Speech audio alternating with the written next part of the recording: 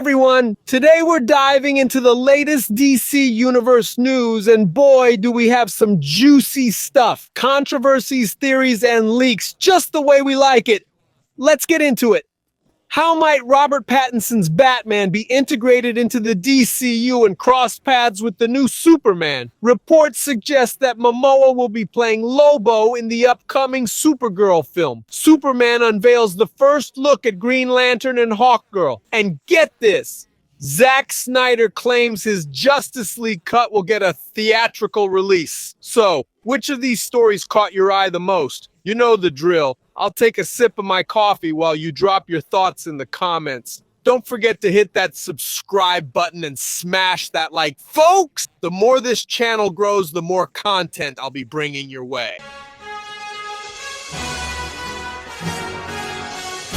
How can Robert Pattinson's Batman be brought into the DCU and meet Superman? After set photos revealed our first look at the Superman costume, many people began speculating about how this version of Superman would look alongside Robert Pattinson's Batman. The contrast between the two is perfect, with Superman's bright colors in a heroic suit and Batman's dark colors in an armor-based costume, perfectly capturing the dynamic between these two heroes with drastically different approaches to the same goal. To start off, let us know in the comments below if you think it would be better to see Robert Pattinson's Batman joining the DCU with Superman and other heroes, or if you prefer Batman to have his own separate universe.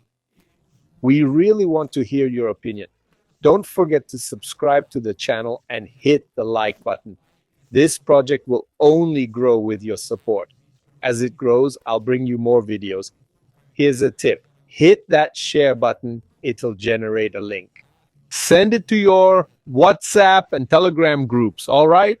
Okay, moving on.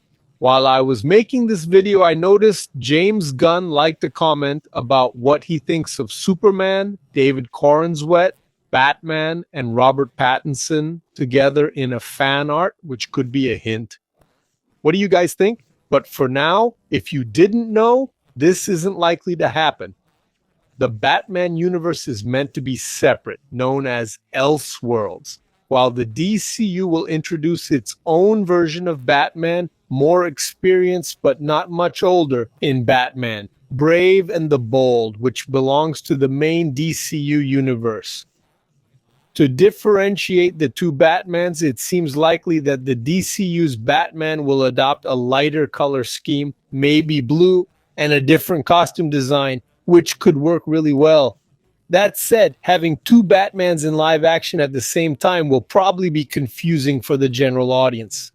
With the success of the Batman and its established cast, it still seems like a missed opportunity not to incorporate this Batman into the DCU. It's not too late to make that happen. Let's explore this idea in this video.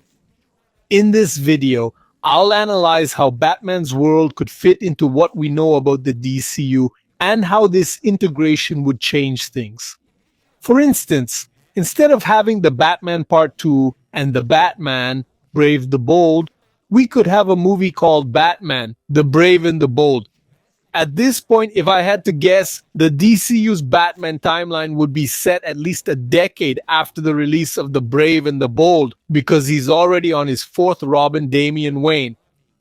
If we were to incorporate the Batman's timeline, it would be cut in half, since Bruce Wayne was born in 1991 and debuted as Batman in 2020 at the age of 28 or 29. If James Gunn's statement about Clark being the same age as David Corenswet is true, Bruce would be only 2 years older than Clark. This would likely compress the modern superhero era timeline from 10 years to just 5 years, which could be odd considering Batman wouldn't be one of the first heroes. This is one of the most problematic aspects of incorporating the Batman into the DCU. We'd have a world where Batman debuted just 3 years before Jamie Reyes became Blue Beetle, and Ted Kord would have started his career at the same time as Batman. Batman would have made his debut at most 1 year before Peacemaker. That seems pretty weird. What do you guys think? Leave your thoughts in the comments below. In the Batman's universe, there are no other superheroes, but this was never explicitly stated, and the film takes place entirely in Gotham during the events of the Suicide Squad, when Harley Quinn was already active and a member of the squad. Batman and the Joker already have a history during the events of the Batman, so it's possible that Harley Quinn made her debut early in Batman's career, perhaps even during his first year. The Joker appeared, was sent to Arkham, and transformed Harleen Quinzel into Harley Quinn. By 2021, she was in prison, got recruited by the Suicide Squad, and completed 2 missions in just 1 year. Pretty fast-paced, don't you think? Let me know what you think in the comments below. It's a bit strange and doesn't fit perfectly, but it doesn't completely break the universe. Might face more fantastical enemies later on, just not before the events of the Batman. Captain Boomerang's appearance in the Suicide Squad suggests that the Flash was active before 2021, likely debuting around the same time as Batman. Mongel's presence implies that Superman has already ventured into space, possibly making his debut before or simultaneously with Batman. As for Hal Jordan, he's said to be known as a Green Lantern Corps legend during the Lantern events taking place around 2026 and 2027. So it's reasonable to assume he debuted in 2020 alongside Batman, Superman, and The Flash. Other founding Justice League members like Wonder Woman, Aquaman, Martian Manhunter, and Green Arrow don't have their timelines revealed yet, but it's possible that all these heroes debuted between 2019 and 2021, having been active for about 4 to 6 years by the time of the Superman movie events. When it comes to aligning all these characters, having them debut around the same time, and fitting Batman into the DCU, it seems to work out so far. Of course, this is all in good faith. The issue lies with the film The Brave and the Bold, which is currently in development with Andy Muschietti as director. It's meant to introduce Damian Wayne and an already established Bat family. This concept would need to be completely overhauled. While The Brave and the Bold is confirmed to introduce the 4th Robin, rumors suggest that the first Robin might actually debut in The Batman Part 2, with Dick Grayson potentially appearing in the role. Rather than starting with an established Bat family, the DCU would need to build one from scratch, beginning with Batman early in his crime-fighting career. In our theory, The Batman Part 2 would be renamed Batman, the Brave and the Bold, set for release in 2026, 4 years after the first installment. This new film could take advantage of the significant time jump to skip over Dick Grayson's origin story, which is challenging to portray in an action movie given Grayson's young age when he becomes Robin. In this scenario, Dick would have already been Robin for 2 or 3 years, making him about 15 or 16 years old. This would set him up to be replaced by Jason Todd in the future when he'd join the Teen Titans and become Nightwing. This would also have an impact on the Batgirls. Instead of Cassandra Cain, whose DCU debut would be pushed back, Barbara Gordon would be a teenager and serve as the DCU's Batgirl for quite some time. The biggest effect would be on all the sidekicks and the Teen Titans, since each generation of sidekicks revolves around Robin. After the announcement of the Teen Titans movie, I imagine the team would be led by Damian Wayne, with characters like Wally West and Starfire being the same age as Dick Grayson, who's already an adult in the DCU.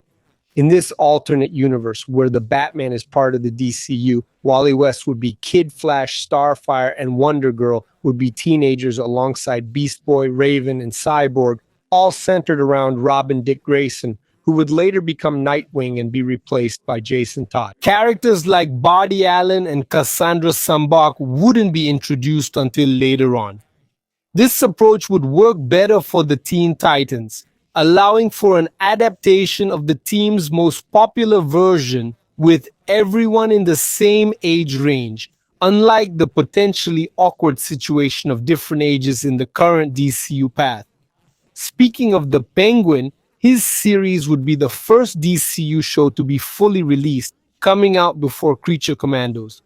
The projects currently in production don't rule out the possibility of incorporating Batman into the DCU. It's unlikely that the Superman movie will delve too deep into Batman's timeline, maybe dropping a reference here and there, but nothing that would spoil the story. Superman could have been active for about 10 years, longer than Batman, which would be unusual but not impossible. There's Peacemaker Season 2 and possibly the Waller series, which could introduce Slade Wilson, aka Deathstroke, and mention a history with Nightwing or the Teen Titans, but all of this is just speculation. To sum it up, Batman and everything established could indeed be incorporated into the DCU without contradictions, but it would significantly alter the DCU's timeline and characters. The other question is whether this should be done, because with all these changes, we'd be risking the loss of an upcoming excellent Batman trilogy that might even surpass Christopher Nolan's trilogy with Christian Bale as Batman. We'd also be disrespecting director Matt Reeves' choice to build his own completely isolated Batman universe, which was always the original plan. Leave your opinion in the comments. Would you incorporate Batman into the DCU? Or do you prefer them to remain separate and introduce a new Batman, your Dame Wayne? Comment below, and thanks for watching.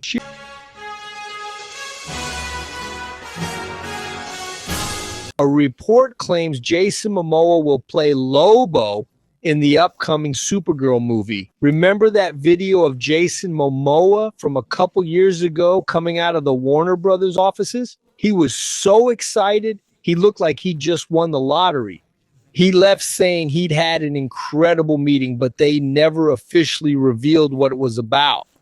We already knew it wasn't about Aquaman. To start off, let me know in the comments if you think Jason Momoa would be the perfect choice to play Lobo in the next Supergirl movie. Don't forget to subscribe to the channel and hit the like button so you don't miss anything. That's the only way this project will grow. As this project grows, I can dedicate more time to it and bring you more videos, okay? Also, it's super important to share this video. There's a little button there that you can press to share. It'll generate a link you can send to your WhatsApp groups. Share it on Telegram groups, Twitter, Threads, Instagram. Spread it around to help get this video out there, all right? Thanks a lot. Moving on. A lot of people started speculating that he'd be perfect to play Lobo. Now, there's a report saying not only is Jason Momoa going to be Lobo, but we also know he'll first appear in the Supergirl movie in 2026. This was reported by the folks at Comic Book based on info from Daniel Richman, the well-known Hollywood scooper. He said the DC studio is interested in bringing Momoa in for an undisclosed role that sounds a lot like Lobo. There's still no official confirmation that the role Jason mentioned when leaving Aquaman is actually Lobo, but it makes total sense. Momoa's excitement at the time suggested he was taking on a character he'd always wanted to play. Interestingly, when he went to DC to discuss a role, he thought it was for Lobo, but Zack Snyder actually hired him to be Aquaman. We knew he'd love to play Lobo. And now that the DC cinematic universe is taking off, it seems like the perfect timing. Hold on, it's not 100% confirmed that he'll be Lobo in Supergirl, but it's a very real and strong possibility. If this turns out to be true, a lot of fans are going to be thrilled. For many fans, Jason Momoa is practically synonymous with Lobo, and it'd be hard to imagine anyone else in the role. Having Lobo appear in a movie with a Kryptonian makes perfect sense. It's an excellent way to introduce this character. It's totally logical for him to interact with another Kryptonian, plus it would be a really fun experience. Another point is that having Jason Momoa in the cast could boost box office numbers for those who aren't familiar with actress Mila Koch, who will play Supergirl, which is actually the younger version of Rhaenyra Targaryen. Anyway, while these characters usually stand on their own, having Jason Momoa in a movie is never a bad idea. He elevated Fast and Furious 10 and was the best part of that movie, in my opinion. Dante's scenes are the only ones worth watching. Folks, Considering everything we've discussed so far, in my opinion, it seems like Jason Momoa playing Lobo in the next Supergirl movie makes a lot of sense. He's already shown interest and enthusiasm for the role, and seeing such an iconic character brought to life by such a charismatic actor promises to be incredible. Plus, having Millie Alcock as Supergirl alongside him could really elevate the quality of the film and attract even more viewers. The idea of finally seeing Lobo on the big screen, especially in such an anticipated film, is really exciting. What do you think? Are you excited about this possibility? Leave your opinions in the comments. We really want to know what you think. If you find this news interesting, like, share, and subscribe.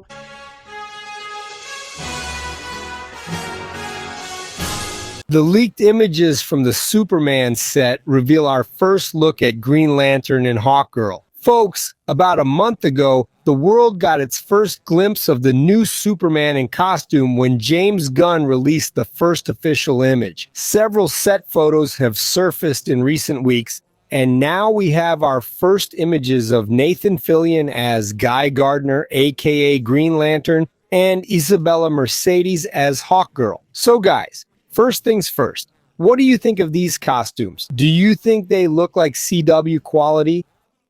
Or is it related to them being part of a corporate team? What are your thoughts? Leave a comment below. I'd love to hear your take. Don't forget to subscribe to the channel and hit that like button to help this project grow. As this project expands, I'll be bringing you more videos. Remember to hit the share button, generate a link, and send it to your WhatsApp, Telegram, Twitter groups, and everywhere else, okay? Moving on. All right, folks, before we dive into analyzing the photos, let me start by saying that many of the pictures released so far haven't really shown us much. You know, like, oh, look, it's Superman. Yeah, we saw Superman when he appeared, and he's wearing his red underwear, but hey, to each their own, right? There wasn't much new information, but I was really intrigued by the idea of Nathan Fillion, who has a long history of working with James Gunn playing Guy Gardner. When they announced he'd be in the movie, I was really curious to see how it would turn out. At first, everyone was wondering what Nathan Fillion's hair would look like as Guy Gardner. And that hair, wow, it's totally Guy Gardner's signature style. Shall we take a look? Let's check out these photos. I'm going to click here to open them. Here we go, it's loading. I'll click here, and let's take a look at this hair, this bowl cut. Anyway, go ahead and leave your comments below, guys. What do you think? I like the outfit, but I also didn't. It seemed a bit simple, but there's a theory, there's a theory that they're actually a company, a group of sponsored heroes, right? Sponsored by who, Rodrigo?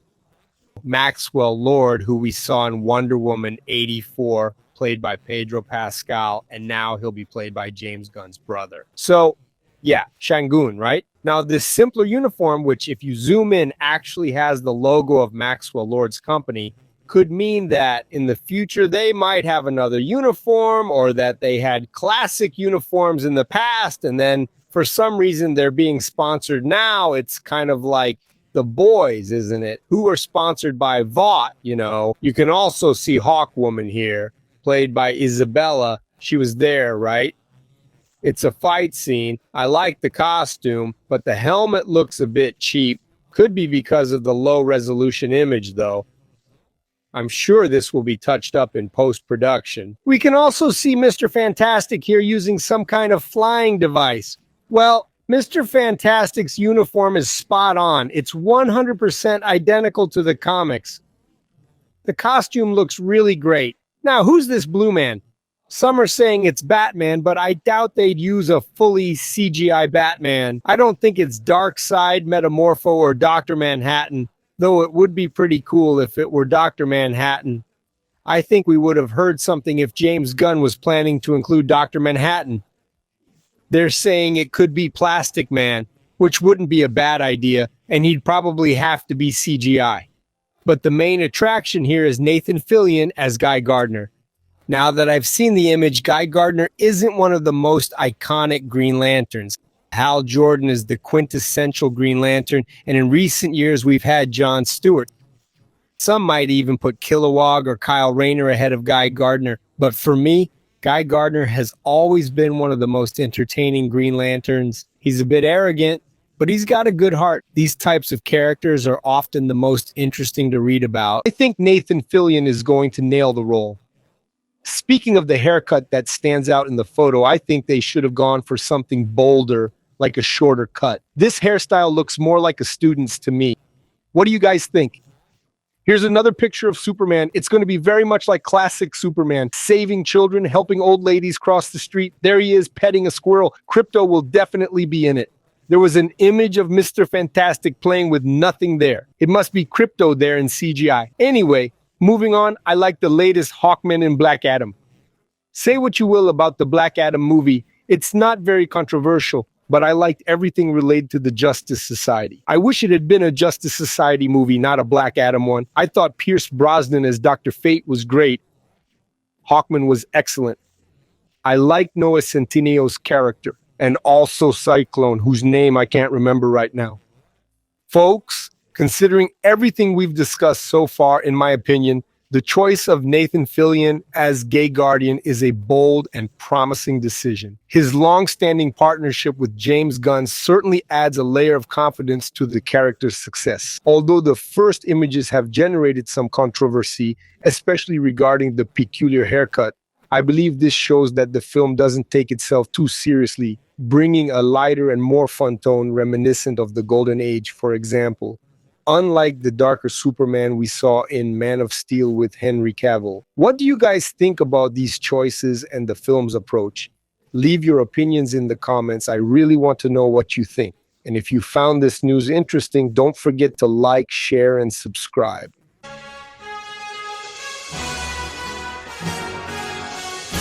Zack Snyder says his Justice League will have a theatrical release. Who would have thought? But is it what you're thinking?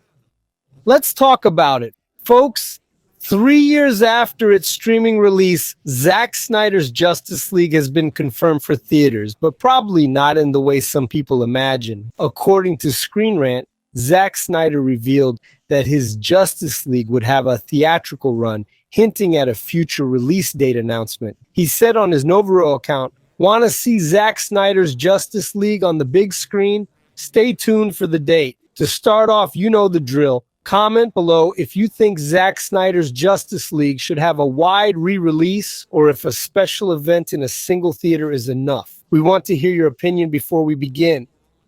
Remember, subscribe to the channel, hit the like button, and most importantly, click the share button to generate a link.